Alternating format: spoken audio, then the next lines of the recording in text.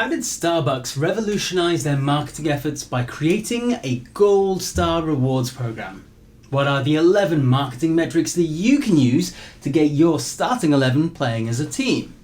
And why bother with all of them when ROI is A-OK for plenty of ordinary businesses? This is Zonal Marketing.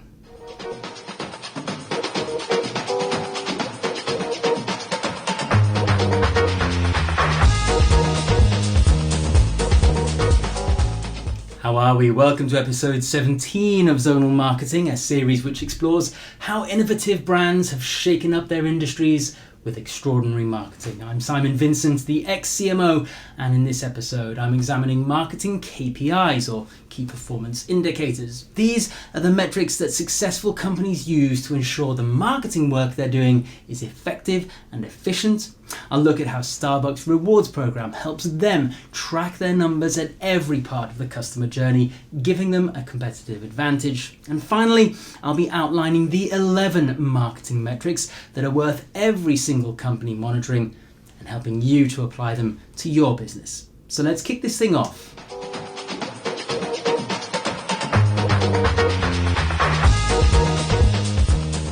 In my 20-year career, I've had a lot of clients tell me that what they want me to do as their external chief marketing officer is to drive more sales.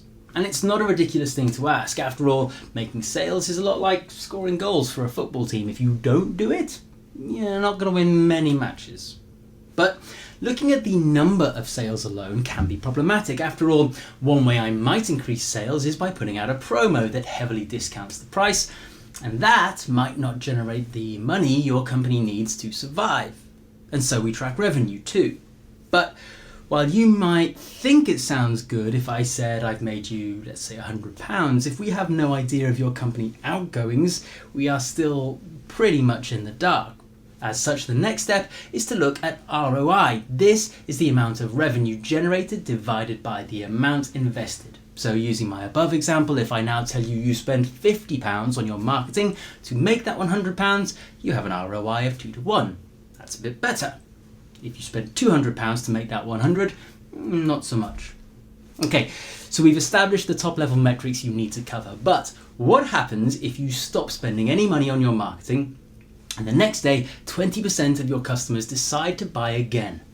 Now what's the ROI on the marketing you did? How many sales do I, as your marketing resource, take credit for?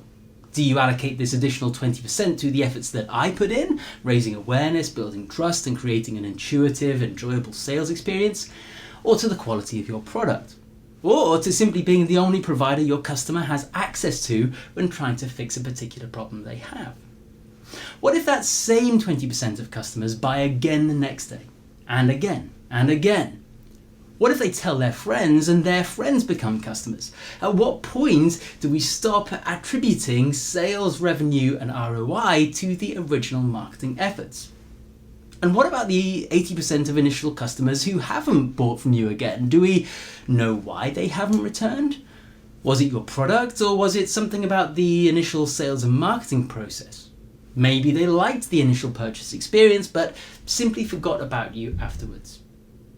If we continue attributing credit to the original marketing campaign for the 20% of your customers and their friends that are making multiple purchases, the ROI on that initial marketing campaign for each of those customers is now incredible. You're probably looking at like a 5, 10 or 15 to 1 return on investment for those high quality, loyal brand advocate customers. In comparison, the 2 to 1 ROI you got on the 80% of low quality single purchase customers is actually now starting to feel pretty expensive. You see, the problem is that this one simple selection of sales metrics doesn't tell half the story. Maybe it doesn't even tell a fraction of the story. This is why the typical sales funnel model is broken, because it places too much emphasis on one part of the funnel, the sale, and places almost no value on the rest of the customer journey. Extraordinary marketers, however, understand that their profession is a mixture of attacking, securing transactions, and defending, building a tribe of loyal customers and custodians some of whom may not have the means or inclination to buy from you right now, but who nevertheless add value to your business. Like a football team, you can adjust your tactical approach to be more attacking or more defensive depending on the situation you find yourself in. But the only way you'll be successful in the long term is to have a plan for both sides of the game and to be able to measure the success of both, even when the numbers aren't as clear as the numbers of goals scored or sales made.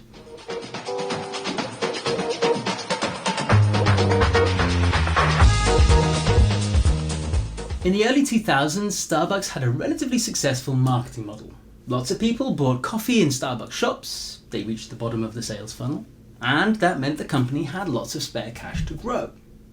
However, the company didn't really know their customers or their purchasing habits. They knew the top-level sales, revenue and ROI numbers, but not how many of those customers came back time after time, let alone what each individual customer specifically liked or which ones introduced the brand to their friends. And that's not unusual. Most shops don't know these things, and nor do many of them care. As long as the top-level figures are fine, the marketing must be working. That's how things ordinarily work, right? Well, Starbucks didn't want to be ordinary. They wanted to be extraordinary. And in 2008, they launched their rewards program. Initially, it was a simple punch card, the type I still have for 3 or 4 of their rivals. And that was a good way of incentivizing and tracking multiple purchases. But the company realized that there were opportunities to take this loyalty card mechanism further, and in 2009, the mobile app was launched. This meant that now, not only was Starbucks able to build transactional loyalty through multiple purchases, but also tribal loyalty through rewards, such as giving away free coffees on customers' birthdays. Think about it. Sure, I'm happy to be given a free coffee once I've earned it, transactional. But imagine the loyalty I would feel. Imagine how much a part of their tribe I would be if they gifted me one out of the blue. Even better, the app allowed customers to gift stars to friends, increasing advocacy and building awareness of the product. In fact, in 2016, one member saved 17,000 stars and gave away more than 100 drinks to military personnel in the Washington area. But the company took it one step even further. Starbucks has used data taken from the app to pioneer digital menu boards in their physical locations. This allows them to show a dynamic menu based on customer demand, varying with regional preferences and times of day. This is not only a great user experience, but also helps sales. So in summary, the reward scheme has helped Starbucks in a number of ways. Since April 2019, American members have redeemed 175 million free rewards. That drives awareness and consideration. But it hasn't impacted the bottom line negatively. As of October 2020, the Starbucks Rewards program has 19.3 million members and generates nearly 50% of their revenue.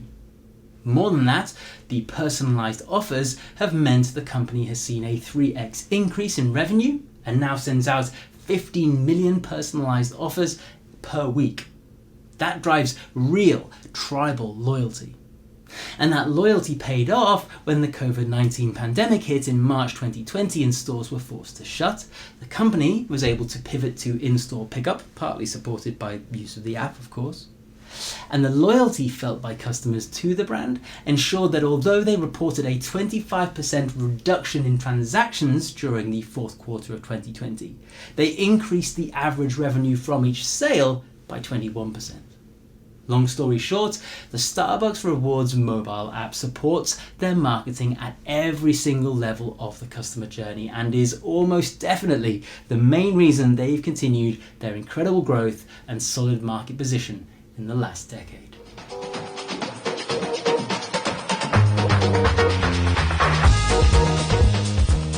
How can we apply the lessons taken from this Starbucks example to our own marketing?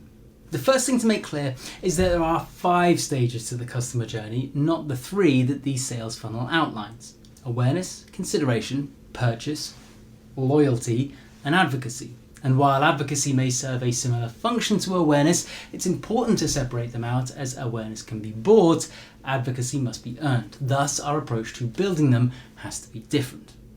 Now, not all of the above have a direct impact on sales, and as such, it's important that we find other ways of analysing their performance. It's like a football team. If you only assess its success by who scores goals and how many of them, you will put disproportionate amounts of focus on the strikers. But to truly understand how well a team's playing, you need to know how many goals they concede and a myriad of other metrics that contribute to the attacking and defending effort. Well, in marketing, I've broken it down to 11 metrics that I use to measure effectiveness across the whole customer journey. I measure these on a channel-by-channel basis, with each channel given 1 to 3 primary responsibilities. Let's break it down by stages. Okay, so awareness-building channels are like defensive midfielders, principally tasked with intercepting, tackling, harrying, essentially just being disruptive in a quest to win the ball back in a football sense, or your target customer's attention in a marketing sense. These channels' efforts should be measured with 2 metrics, impressions and reach. These are how many times your message was seen, impressions, and by how many people, reach.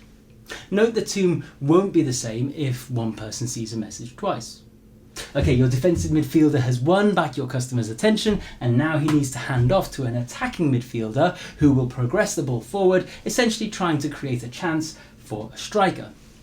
These channels should be measured by the quantity and quality of the chances they provide to your sales channels, and as such, I measure transactional engagement metrics, i.e. those which guide the customer closer to the goal of a sale.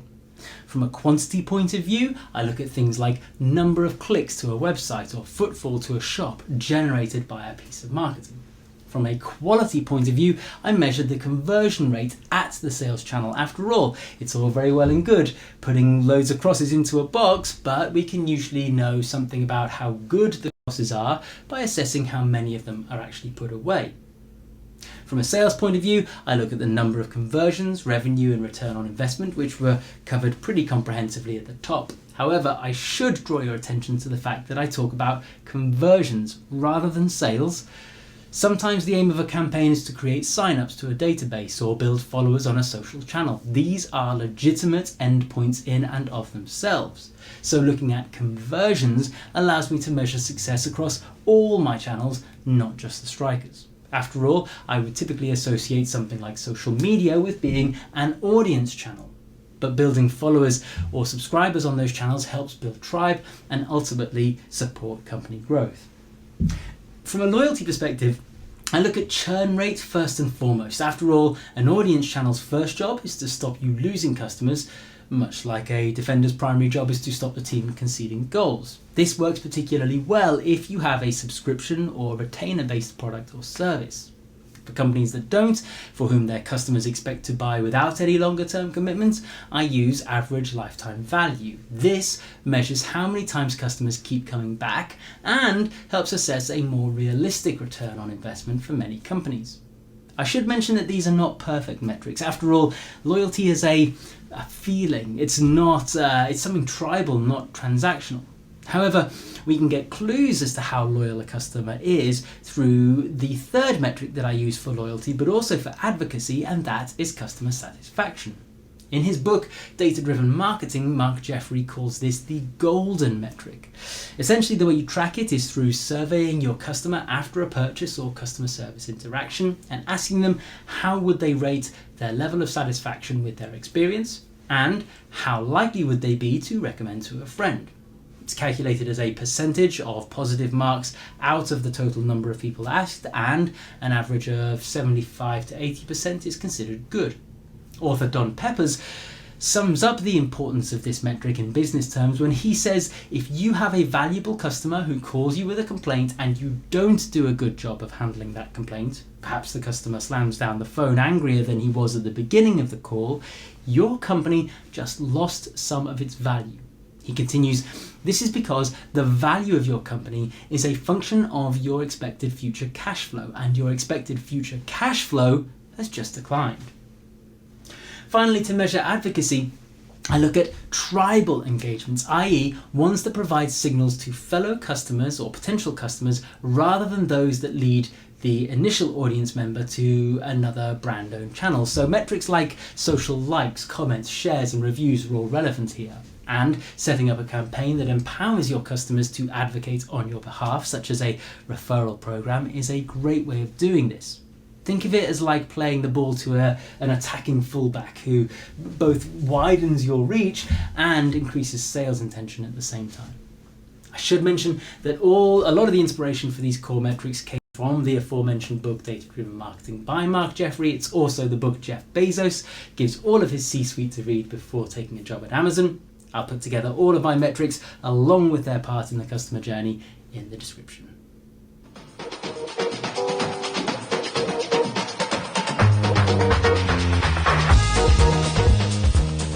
Okay, that's about all for this week. For more on the ideas and approaches mentioned in this episode, I recommend checking out my core Zonal Marketing playlist, on which I take you through the process of building a consistent, considered and compelling marketing mix from scratch, taking my lead from the world of sports tactics. If you prefer more human touch, you can ask me to talk through these ideas with you and your team one-to-one.